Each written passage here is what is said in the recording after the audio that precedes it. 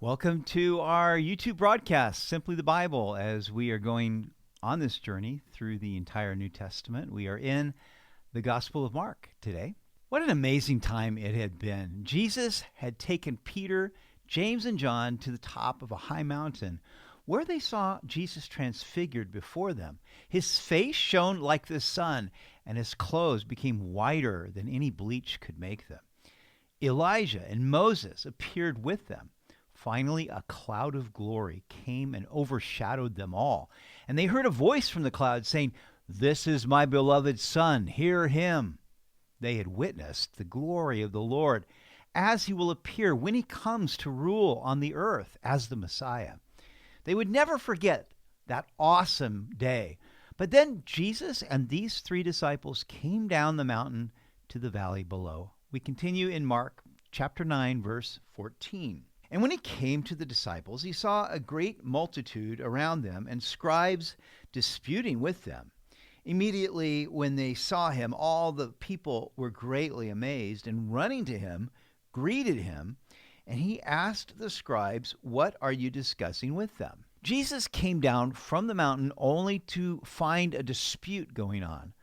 I cannot tell you how many times after a wonderful spiritual retreat in the mountains that I've come down to the valley below only to meet the devil in some form. Here the scribes were contending with the other 9 disciples.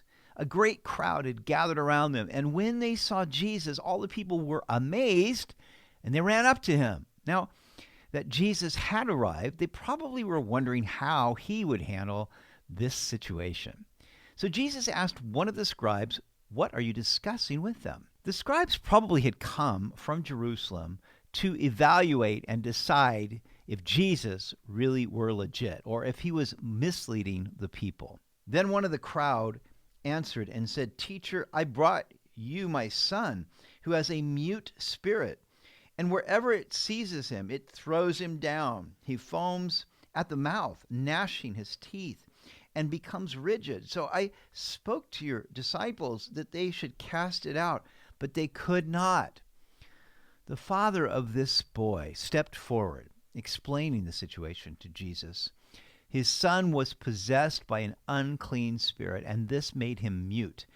And he often seized the boy and threw him down. Then the boy would foam at the mouth, gnash his teeth, and become stiff like a board. The father had brought his son to Jesus' disciples to cast out the demon, but they could not do it. When the disciples failed, then the scribes circled them like a pack of hungry wolves, ready to pounce on their prey. This was their opportunity to find fault not only with the disciples, but also with Jesus. He answered him and said, "O faithless generation, how long shall I be with you? How long shall I bear with you? Bring him to me." This cry of exasperation was an expression of weariness close to heartbreak. The one thing that Jesus required of his disciples was faith. His cry expressed anguish over a faithless world that refused to believe despite a plethora of evidence. But his anguish would not stop Jesus from acting in compassion to help this poor father and his son. Then they brought him to him, and when he saw him, immediately the spirit convulsed him, and he fell on the ground and wallowed, foaming at the mouth. As if on cue, the demon violently threw the boy down so that he rolled about on the ground, foaming at the mouth like a rabid dog. Obviously, the demon was quite aware of the presence of Jesus and his authority. There's only one time when I know for sure I saw someone who was demon-possessed. My wife and I went to a restaurant. We were in the parking lot, and we saw this girl just pounding in the back of a car, going from one side to the other, pounding her head. Then she came out of the car and started rolling on the pavement. And we just looked at her. I immediately thought, this girl has a demon. And then she looked. There was a whole actually crowd of people that had formed, and she looked and pointed right at me and said, "Get him out of here." I was like, whoa. That just confirmed it to me because, demonic spirits, they know when either, in this case, the Lord was present or those when the Lord is in us, and the demons know that. It is real, and that's what was going on here. The demon sort of manifested when he saw Jesus. So he asked his father, How long has this been happening to him? And he said, from childhood.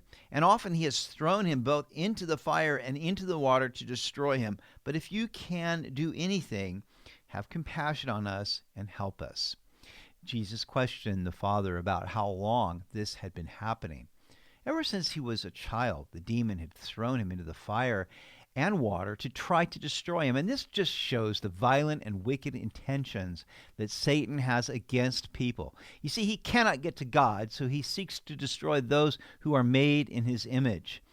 And the father continued, if you can do anything, have compassion on us and help us. The man's faith had been badly beaten up. He probably came looking for Jesus, but when Jesus was not there, he asked the disciples to cast out the demon, but their failure turned his faith to despair and hopelessness. The one requirement to change any dire or hopeless situation is faith. It is the essential ingredient for any miracle. The man said to Jesus, if you can do anything, have compassion on us and help us. Jesus said to him, if you can believe, all things are possible to him who believes. Immediately, the father of the child cried out and said with tears, Lord, I believe, help my unbelief. Jesus turned the father's words around. If you can believe, all things are possible to him who believes. In other words, if there was any failure, it would not be on Christ's part. The failure would lie in the man's unbelief. We must admire the man's honesty and passion as he cried out with tears, Lord, I believe, help my unbelief. Jesus was his only hope. He could no longer endure watching this demon destroy his precious son's life, but he also knew that his faith had limits. In the face of so much disappointment, he needed the Lord to strengthen his faith. Can you relate to this man? I know I can. When it comes to prevailing with God or man, when we face spiritual opposition that is beyond us, I often reach my limits. The circumstances seem too formidable. The situation seems impossible. Sure, God could do something, but will he? It is possible that the blessing has not come because of my unbelief. Yes, all things are possible for those who believe, but I lack faith. And like this man, I must cry out, I do believe, Lord. Please help me in my unbelief. Now that might sound like a pathetic prayer, but God will even answer pathetic prayers if they are sincere. When Jesus saw that the people came running together, he rebuked the unclean spirit, saying to it, Deaf and dumb spirit, I command you, come out of him, and enter him no more. Then the spirit cried out, convulsed him greatly, and came out of him, and he became as one dead, so that many said, he is dead. But Jesus took him by the hand and lifted him up, and he arose. Jesus ended the disputes, the chaos, and the unbelief by rebuking the unclean spirit. Deaf and dumb spirit, I command you, come out of him and enter him no more. You know, I would have loved to have heard Jesus say that. The spirit shrieked, convulsed the boy violently, and then came out of him. The demon was no match for Christ's authority. But the boy was so still that the people thought he was dead. So Jesus took him by the hand and lifted him up.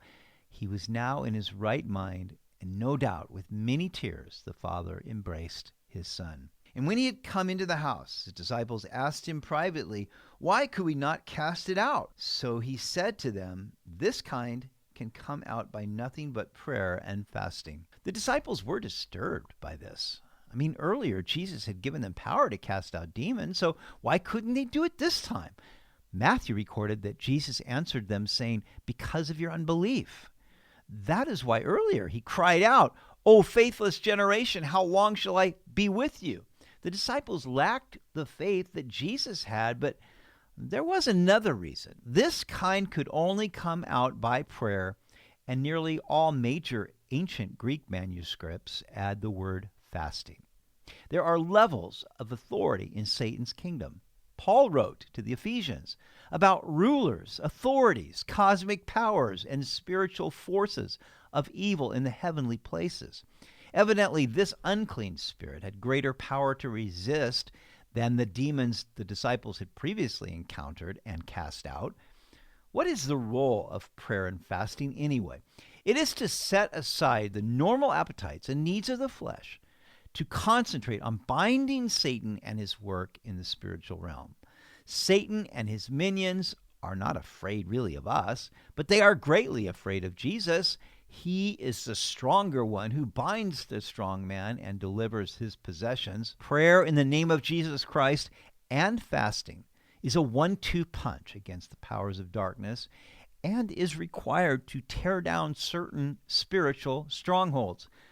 I often hear Christians complain about world conditions, but how often do they advocate prayer and fasting to change things? God can do in a moment what we cannot do in a lifetime. Then they departed from there and passed through Galilee, and he did not want anyone to know it, for he taught his disciples and said to them, the Son of Man is being betrayed into the hands of men, and they will kill him, and after he is killed, he will rise the third day. But they did not understand this saying, and were afraid to ask him. This was now the second time Jesus warned his disciples what was going to happen when they came to Jerusalem. He did not want them to be surprised by all this. But no matter how many times he explained it to them, they could not understand. It was hidden from them. They did not dare then to ask Jesus what he meant. Understand, folks, that we are in a spiritual battle. So never forget this. Satan comes to steal, to kill, and to destroy. He would love to destroy us and our loved ones if he could. But in Jesus Christ, we have been given great weapons against Satan and his kingdom. We have the shield of faith, the sword of the Spirit, which is the word of God. And we can pray in the Spirit and even pray with fasting to break Satan's strongholds and release the overwhelming and miraculous power of God. Are we letting the devil defeat us, or are we fighting the good fight? Jesus calls us to faith and faithfulness and not to failure. Well, thank you for joining us, for watching this YouTube broadcast. If you can subscribe to this channel, that helps us a lot. Also, you can go to the Simply the Bible podcast, wherever you listen to podcasts, and hear the entire Old Testament. And please leave us a review. That also helps. May God bless you.